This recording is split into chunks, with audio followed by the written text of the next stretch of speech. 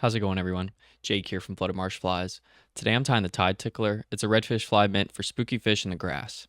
It lands light, fishes straight, kind of looks like a shrimp, kind of looks like a crab, really anything they want to eat.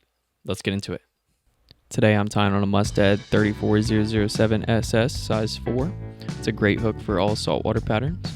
And I'm also tying with white thread and 210 denier. I'm going to start my thread right behind the hook eye, go about 1/8 of an inch back and make a bump. I'm using medium dumbbell eyes from CW Flies. I believe these are black.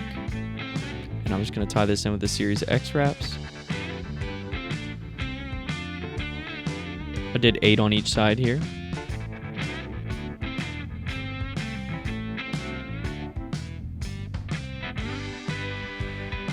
Just checking to make sure everything's proportional.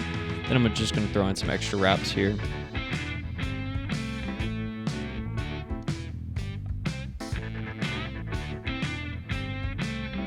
And once those are secure, I'm just going to move the thread back just past the bend of the hook.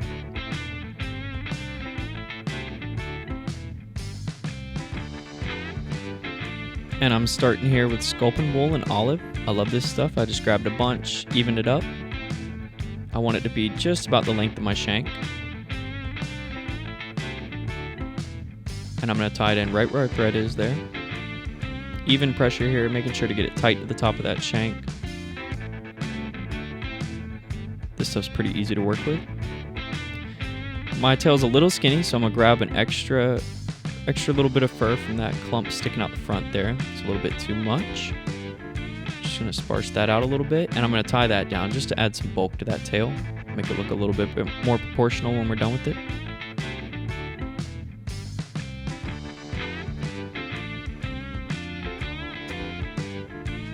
Just go ahead and cut off the excess. Had to grab my good scissors for this.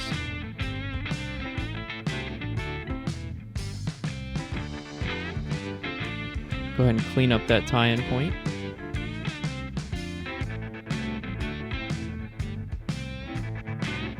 I'm using a brown Sharpie here to bar the tail.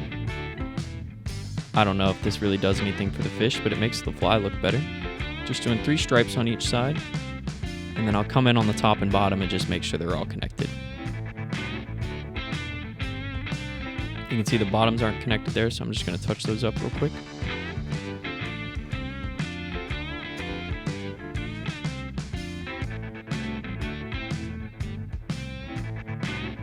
Looking pretty good, so we're going to go ahead and move on to the next step here. Next step is just to add some silly legs. I just add 1 on each side. Well, I guess it's 1 leg split in half. So I just take 1 leg, split it in half, and attach it right at the top of the shank. Like most of my flies, I want this fly to be able to be manipulated. Change the weight, change the color, change the size. Do whatever you need to do to match the hatch in your area so that you can catch more fish. Like I said, just attaching those legs to the top of the shank here. Using pretty light pressure on my thread here. And I'm just going to move these legs all the way back to that tie-in point for the Sculpin wool. Right before I get to the end, I make sure to just move those legs to each side. That way they're just even. They splay to the side, they don't sit on top of that Sculpin wool.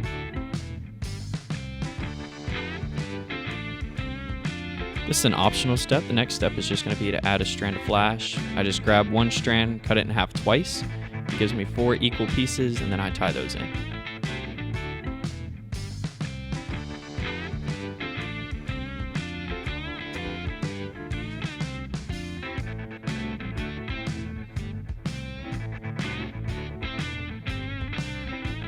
Just like that. I'm going to fold them over my thread, grab them with my left hand, control that thread with my right, and move those pieces of flash right at the top of the shank.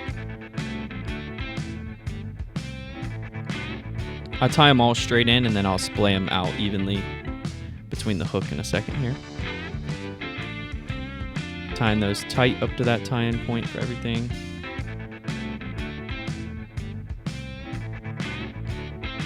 And then I'm actually going to go ahead and trim my flash here because it's easier to trim it here than at the end of the fly.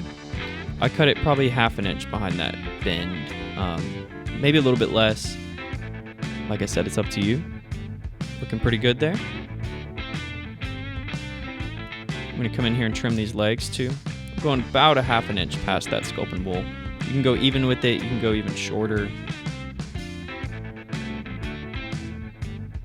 Then I'm going to use some Foxy 1.5 inch brush here from EP. Just going to go ahead and tie that in. We want to be pretty sparse with this stuff because it can be a little long on these size 4s, so I'm just going to palmer that back.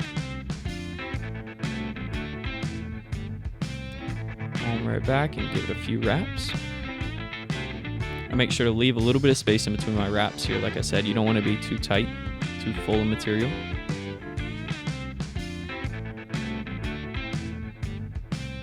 Split those fibers so you get an even tie-in point.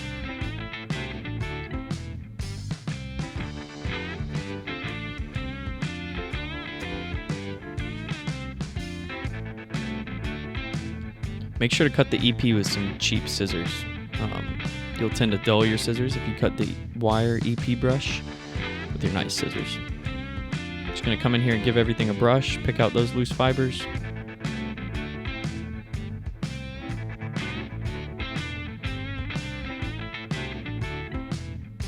Next step here is going to be add some 1/2 inch woolly critter brush. This is just an olive. Just going to expose the wire on the end there. Create a clean tie-in point. Give that some even pressure. Go right up to that tie-in point, or I'm sorry, the end of that where we just tied off that brush. We're going to palmer this woolly critter back, just like we did with the Foxy. You're going to give that a few wraps until you get those dumbbell eyes. Once again, split those fibers so you get an even tie-in point. Make sure not to pack this in too much here. You don't want this fly to be super dense.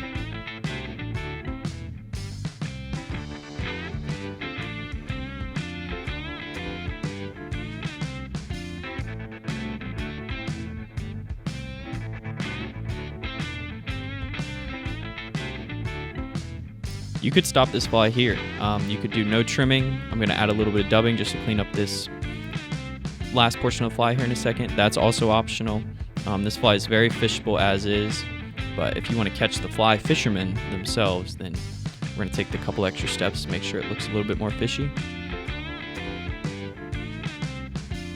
Just picking a couple loose fibers out here with my bodkin.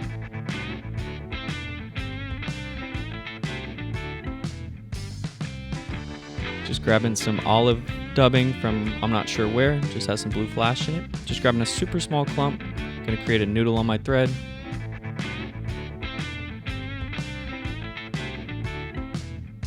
The first couple wraps are gonna be behind those dumbbell eyes, just to clean up that white thread. Looking pretty good here. Then I'm gonna tie in my weed guard. It's just 30-pound mono. I double it over, give 4 wraps behind, 4 wraps in front. Then you'll see me pull those tags upward. Looking pretty good there. I'll throw some wraps in between these 2 pieces of mono and behind them as well. That just helps secure everything in place.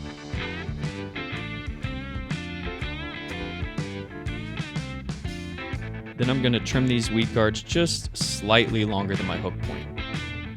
If you trim them shorter than the hook point, it tends to get snagged a little bit more often.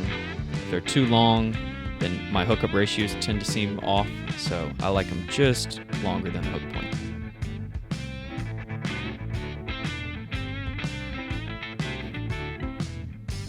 I'm going to add a bit more dubbing in here just to clean everything up.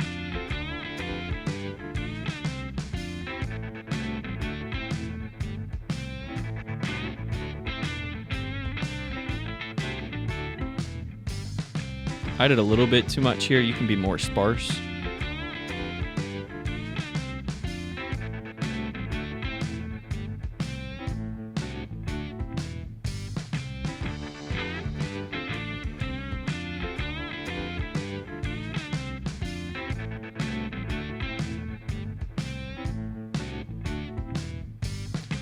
Second to last step here is going to be whip finishing this fly.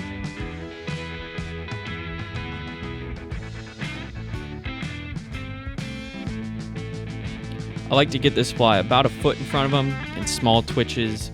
You don't want to pause it too much. They seem to get uninterested in the pause. So just super small twitches. Don't stop that fly. Just going to come in here. The real final step is just trimming everything up, just making it look clean. Like I said before, this is an optional step, but I just think it makes the fly look so much better.